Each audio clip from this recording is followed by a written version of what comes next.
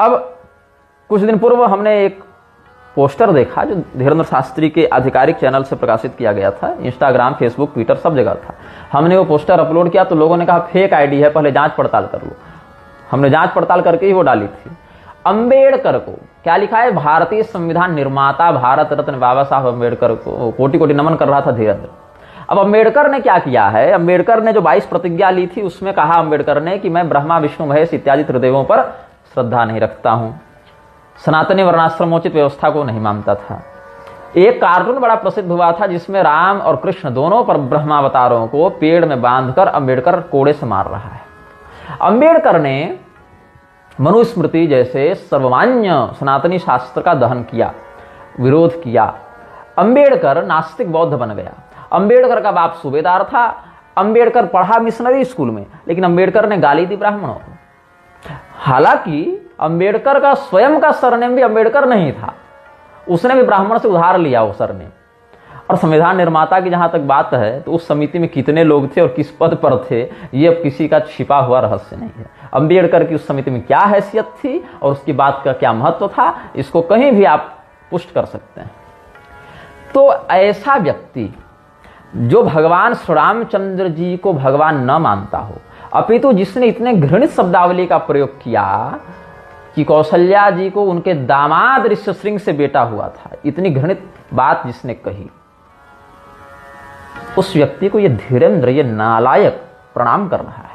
स्वयं को हनुमान जी का भक्त बताता हो, कृष्णचंद्र ठाकुर इसको हनुमान जी का अवतार बता कर गए हैं। ये चापलूसी।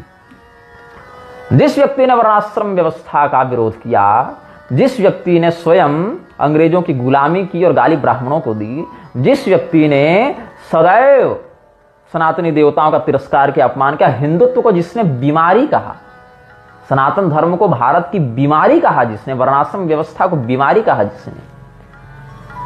जिस व्यक्ति ने यह कहा कि मैं ब्रह्मा विष्णु महेश इत्यादि देवताओं पर निष्ठा नहीं रखता हूं, उस व्यक्ति को धीरेन्द्र नमन कर रहा है। इस दावे के साथ वो भी श्री रामचंद्र जी को जो वेश्या के समान, मतलब क्या कहें उसको, व्यभिचार से उत्पन्न पुत्र बता रहा है। भगवान मनु के वंश में उत्पन्न श्री रामचंद्र जी का जो नाम जप रहा है, ऐसा धीरेन्द्र मनुस्मृति का दहन करने वाले अंबेडकर को प्रणाम करता है। और तुम्हें लगता है तो हिंदू धर्म के लिए कार्य कर रहा है। मैं धीरेन्द्र शास्त्री को हिंदू ही नहीं मानता। जो दोषी है उसके लिए तो दंड का ही विधान है, और अगर दोषी के लिए भी पुरस्कार का विधान कर दोगे, पापी के लिए भी पुरस्कार का विधान कर दोगे, तब तो तुम भारतीय न्यायपालिका बन गए, तब तो तुम धर्म संगत संस्था नहीं रहे ना। अगर दुष्टों को भी अगर तुम छोड़ने लगोगे, दुष्टों के पीछे भी तुम्हारा हृदय भय से कंपित होने लगेगा, तब तो तुम जुडिशरी बन गए ना। लेकिन अगर तुम दंड का सही पूर्वक पालन कर रहे हो, न्याय सही से कर रहे हो, अगर तुम सही तरीके से सही को सही और गलत को गलत कहने का साहस रखते हो, तब तुम धर्मनिष्ठ संस्था हो। नहीं कर सकते हो तब तो तुम न्यायपालिका बन गए, या फिर तुम विधानसभा बन गए कि भैया कल तक जो है सो व्यभिचार करना पाप था, मतलब अधर्म था, कानून के दृष्टि से भी गलत था। अब क्या है कि सारे के सारे विधायक, सांसद, नेता, मंत्री, जज व्यभिचार में लिप्त होने लगे, तो कह दे भैया ये धारा ही हटा दो, काहे को इसको गलत मानोगे, अब हम लोग सब इसी में लिप्त हो गए तो सबको सही कर दो। हाँ, अभी मैं कुछ दिन पहले हिमालय की यात्रा से लौटा, गांव गांव में दारू की दुकान मिल जाएगी लेकिन दवा की दुकान नहीं मिलेगी। सनातन धर्म तो इससे खत्म हो रहा है। स्टालिन के बयान देने से सनातन धर्म समाप्त नहीं हो रहा है, तुम्हारे आचरण में धर्म का जो तत्व है वह क्षीण हो रहा है ना, इससे धर्म की हानि हो रही है। तुम्हारे अंदर जब धर्म स्थित रहेगा, आक्रमण क्या पहले नहीं हुए? अरे भैया मैं तो कहता हूं जिस समय तुम्हारा माथा पकड़ पकड़ कर लोग काट रहे थे, कि शिखा कटवाओ या माथा कटवाओ, तुम्हारे पूर्वजों ने माथा कटवाना स्वीकार किया लेकिन शिखा कटवाना स्वीकार नहीं किया, और आज तुम लोग शिखा कटवा के खड़े खड़े मूत रहे हो और कहते हो स्टालिन के बयान से सनातन धर्म खतरे में आएगा। हाँ, और उस पर बोलिए, उस पर हम क्या बोलेंगे? हम तो स्वयं देख रहे हैं तुम्हारे पास न शिखा है, न तुम्हारे पास यज्ञोपवीत है, न तुम्हारे पास गायत्री है, और जिसके पास गायत्री और यज्ञोपवीत है वो उसका अधिकारी भी नहीं है।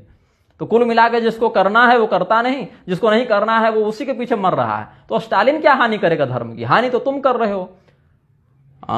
जिस समय धोती खींच खींच कर फेंका जा रहा था, महिलाओं को निर्वस्त्र करके बाजार में बेचा जा रहा था, उस समय हमारे पूर्वजों ने धर्म को बचाया। आज तुम्हारी बहन बेटियां बहू जो है सो कमर मटका रही है, रील में नंगे नाच रही है, धर्म तो तुम नष्ट कर रहे हो। तो धर्म वहां से बचाव जहां से उसका आधार जुड़ा हुआ है, आचरणगत आधार जुड़ा हुआ है। वहां से नहीं बचाओगे तो स्टालिन को कोई आवश्यकता नहीं है, वो तो स्वयं धर्म नष्ट ही कर रहे हो तुम।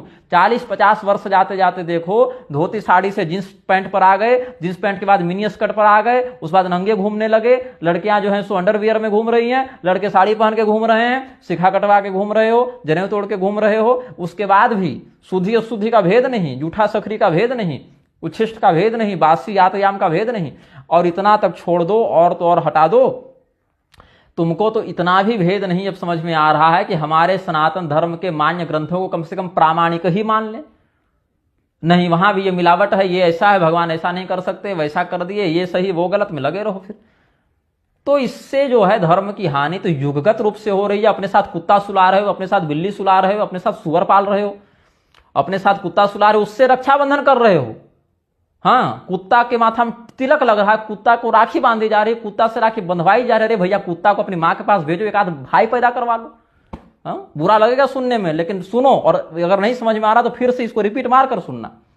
हाँ, शायद तुम्हारा एक आध भैगना या एक आध भाई पैदा हो जाए उसी के सौजन्य से। तो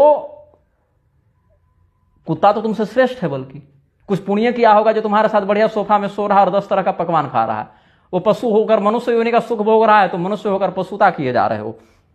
स्टालिन क्या करेगा? धर्म का विहिंसन नेता क्या करेंगे? धर्म अगर तुम अपने आचरण में रख लो, तब तो राक्षसों का आक्रमण भी हो जाए तो भी तुम बचा लोगे, जैसे हमारे पूर्वजों ने बचाया। और नहीं भैया, तो बिना कोई आक्रमण का तुम घर बैठे अपने धर्म की हानि स्वयं अपने हाथों से कर रहे हो, आत्महत्या कर रहे हो ना। फांसी लटक जाओगे तो किसको दोष दोगे? स्वयं का ही प्रमाद उसमें है ना।